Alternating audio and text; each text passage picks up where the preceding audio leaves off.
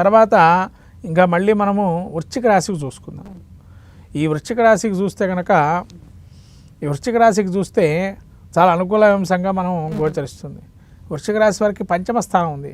ముఖ్యంగా వీళ్ళు ఏదైతే ఉందో సంతాన రీత్యా ఇబ్బందులు పడుతున్నారో వాళ్ళకి వృశ్చిక రాశిలో శని సంచారం ఏదైతే మూర్తి నడుస్తుందో వీళ్ళకి శని యొక్క యోగప్రదంగా ఉంటే రాశి చక్రంలో అంటే గ్రహ కుండల్లో గనక జన్మజాతకంలో ఈ యోగాన్ని ఇస్తాడు. ఇక్కడ అదేంటండి యోగం ఎందుకు ఇస్తాడు? పంచమంలో శని ఉంటే కనుక సంతానం కోసం చాలామంది వేచి ఉన్నారు ఇప్పటిదాకా.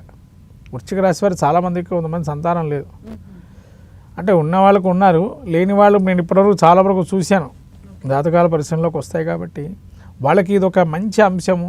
శుక్రబుధుల కాంబినేషన్ కలిగింది. ఇక్కడ మీరు ముందరికి వెళ్ళడానికి ఒక మంచి అవకాశం దొరికింది.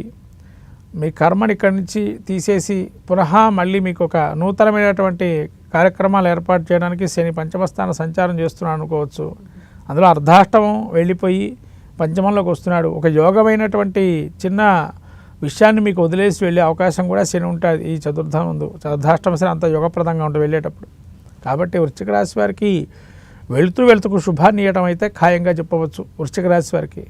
కాబట్టి మీకు వెళుతూ శుభాన్ని ఇచ్చినా వెళ్ళిన తర్వాత అశుభాన్ని ఇస్తారా అని మీ యొక్క మనసులో ఉండొచ్చు. కానీ శుక్రబుధుల కాంబినేషన్ ఉన్నంత కాలం మిమ్మల్ని ఏ ఇబ్బంది ఉండదు. తర్వాత కూడా పంచమ స్థానంలో ఉండడం శని వల్ల షార్ప్నెస్ అనేది సంతానానికి ఇస్తాడు.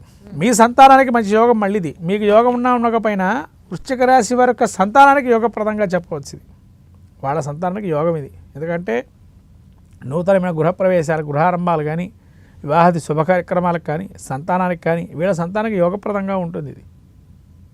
కాబట్టి వృశ్చిక రాశి వారికి మినిమం 50% ఇవ్వచ్చు, మంచి ఫలితాలు ఇస్తాయి మీకు వృశ్చిక రాశి వారికి.